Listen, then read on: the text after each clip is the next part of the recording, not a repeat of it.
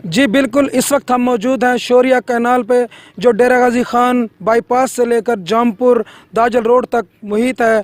इस पे लगाए गए साबका हुकूमतों के दरख्त, जो कि कीकर के दरख्त थे, आज बहुत बड़े तनावर दरख्त हो चुके हैं, जिनकी मालियत तकरीबन करोड़ों में दर्ज की जा सकती है। लेकिन आज इस दौर में, इस मौजूदा हुकूमत में इनका कत्ले आम हो रहा है, जिनको रोकने वाला कोई नहीं।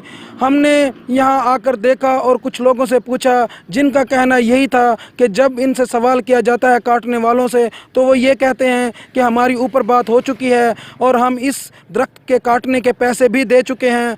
इसी बारे में जानते हैं, एक शहरी हमारे पास मौजूद है कि इस बारे में क्या ख्यालात हैं। जी, ये जो शौरिया कनाल है ना, ये तकरीबन डीजी खान से दाजल तक जाती है।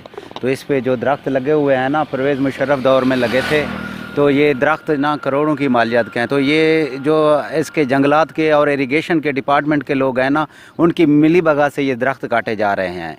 वो तमाम जो लोग यहाँ से काटते हैं, वो कहते हैं कि हम इनको पेमेंट करते हैं तब ये दरख्त काटते हैं। तो ये इरिगेशन और जंगलात के डिपार्टमेंट के लोग ना इनसे मिले हुए हैं। इनके ख़िलाफ़ कोई सख्त कार्रवाई होनी चाहिए, क्योंकि ये CM पंजाब के होम डिस्ट्रिक्ट है, ये डेरा गाजी खान।